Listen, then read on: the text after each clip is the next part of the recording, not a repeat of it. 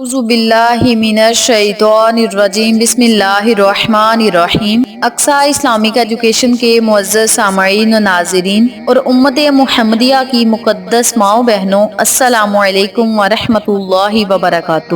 امید کرتی ہوں آپ جہاں بھی ہوں گے اللہ کے فضل و کرم سے خیر و عافیت سے ہوں گے، اور دعا گو ہوں کہ اللہ پاک آپ کو ہمیشہ صحت و سلامتی کے ساتھ پیار و محبت والی، خوشیوں والی، اتفاق اور اتحاد والی زندگی عطا فرمائے اور آپ کو کبھی کسی کا محتاج نہ بنائے، آمین۔ سامعین، آج میں آپ کی خدمت میں بہت خاص اور مجرب وظیفہ لے کر حاضر ہوں۔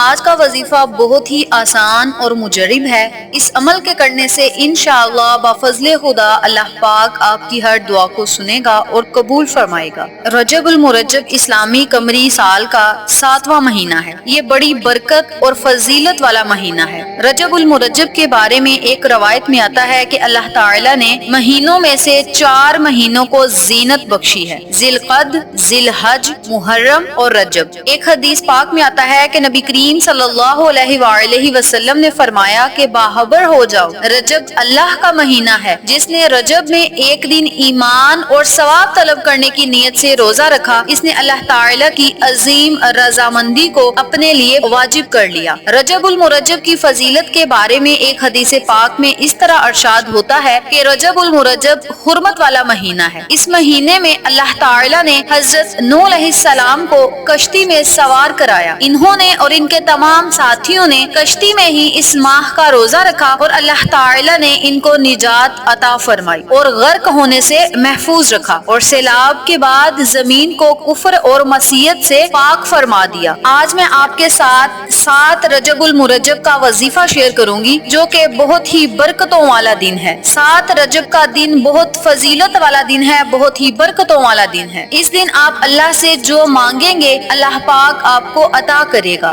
نمبر 7 ویسے بھی بڑا لکی نمبر ہے، جیسا کہ 7 سمندر، 7 رنگ، 7 زمین و آسمان، 7 دن، 7 ستارے، یعنی نمبر 7 بڑا فضیلت والا نمبر ہے۔ اور آج میں آپ کو 7 رجب المرجب کا وظیفہ بتاؤں گی، جس کے کرنے سے انشاءاللہ آپ کی قسمت کے بند دروازے کھول دیے جائیں گے، آپ کی قسمت چمک جائے گی، نصیب اور تقدیر بدل جائے گی، آپ کی زندگی میں خوشحالیاں آئیں گی۔ اسی لیے اگر آپ بھی اپنی قسمت کو چمکانا چاہتے ہیں تو اس عمل کو 7 رجب المرجب کو لازم کریں۔ ایک ہی دن کا عمل ہے، ایک ہی دن کا وظیفہ ہے، ایک ہی دن کا وظیفہ آپ کی زندگی بدل دے گا۔ سامعین، بعض لوگ ہم سے سوال کرتے ہیں کہ ماہ رجب میں وظیفہ کرنا کیوں ضروری ہے، جبکہ وظیفہ ہم کسی بھی وقت کر سکتے ہیں؟ تو اس سوال کا مختصر اور جامع ترین جواب یہ ہے کہ وظیفہ در حقیقت ایک نفلی عبادت ہے جو انسان اپنی حاجت کے لیے اللہ کے حضور کرتا ہے۔ وظیفہ ایک دعا ہے، وظیفہ ایک عبادت ہے، اور وظیفہ ہی حاجت پوری کرنے کا ذریعہ ہے۔ بزرگان دین کا کہنا ہے کہ وظیفہ کرنا تب زیادہ افضل ہوتا ہے جب اللہ کی رحمت حالت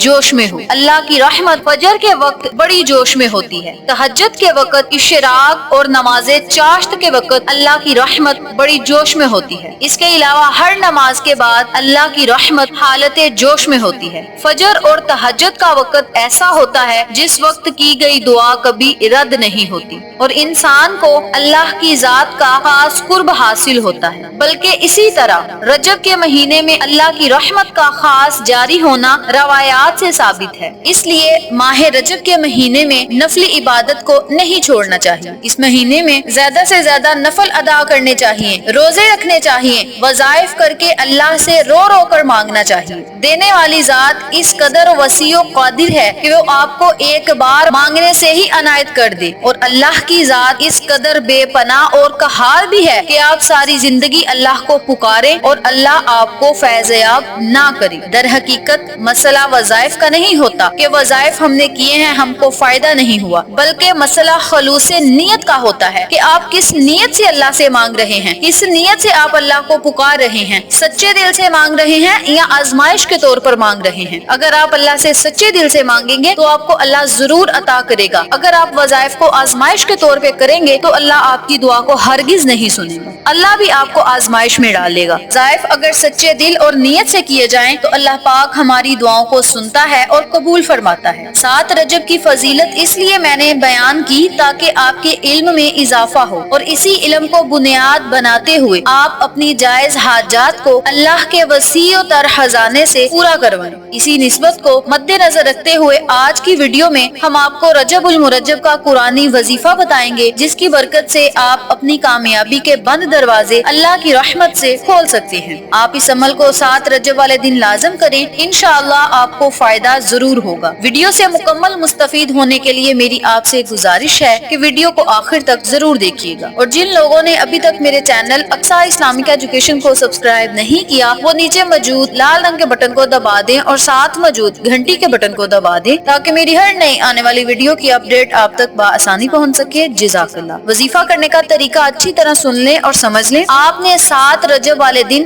روزہ رکھنا ہے۔ روزہ رکھنے کے بعد آپ نے 7 رجب والے دن 2 رکعت نوافل نماز حاجت کے ادا کرنے ہیں۔ نوافل ادا کرنے کے ساتھ ساتھ حسب توفیق صدقہ خیرات لازم کریں۔ نوافل آپ نے اس طرح ادا کرنے ہیں کہ سورۃ فاتحہ کے بعد 7 مرتبہ آپ نے سورۃ اخلاص پڑھنی ہے اور پھر رکوع سجود چلے جانا ہے۔ اسی طرح آپ نے دوسری رکعت بھی ادا کرنی ہے کہ سورۃ فاتحہ کے بعد 7 مرتبہ سورۃ اخلاص پڑھنی ہے، پھر رکوع سجود چلے جانا ہے، اور جب 2 رکعت مکمل کر لیں تو پھر آپ نے سلام پھیر کر اسی جگہ بیٹھ جانا ہے اور 100 مرتبہ آپ نے درود ابراہیمی پڑھنا ہے۔ یاد رکھیں جب آپ نے وظیفہ کرنا ہے تو آپ نے تنہائی میں بیٹھ کر کرنا ہے۔ آپ کے وظیفہ کرنے میں کوئی خلل پیدا کرنے والا نہ ہو۔ الگ کمرے میں بیٹھ کر آپ نے 2 نوافل پڑھنے ہیں اور نوافل ادا کرنے کے بعد جائے نماز پہ ہی بیٹھ کے آپ نے 100 مرتبہ درود ابراہیمی پوری توجہ اور یقین سے پڑھنا ہے، اور جب آپ 100 مرتبہ درود پاک پڑھ لیں پھر آپ نے سجدے کی حالت میں اللہ سے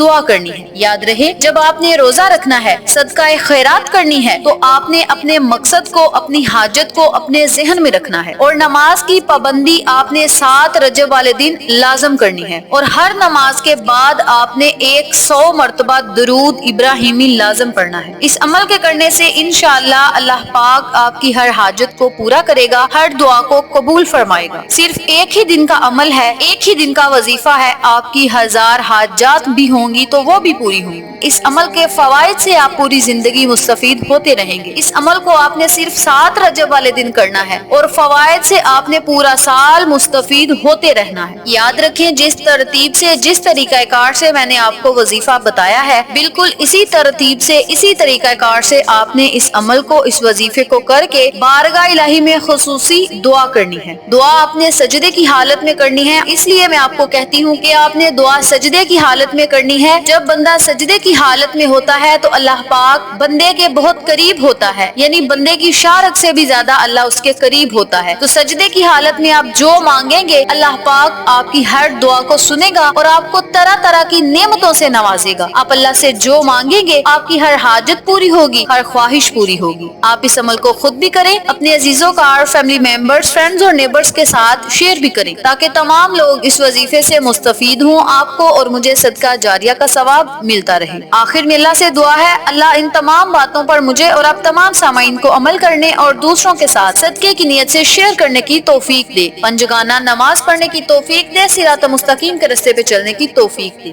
آمین۔ امید کرتی ہوں آپ کو ہماری آج کی ویڈیو پسند آئی ہوگی۔ ویڈیو پسند آئے تو ویڈیو کو لائک کریں، شیئر کریں، ہمارے چینل کو سبسکرائب کریں اور ساتھ موجود بیل آئیکن کو دبا کے آل نوٹیفیکیشن پہ کلک کریں تاکہ میری ہر نئی آنے والی ویڈیو کی اپڈیٹ آپ تک بآسانی پہنچ سکے۔ انشاءاللہ پھر کسی نئے وظیفے یا اچھی معلومات کے ساتھ آپ کی خدمت میں حاضر ہوں گے۔ تب تک کے لیے اجازت دیں۔ السلام علیکم ورحمۃ اللہ وبرکاتہ۔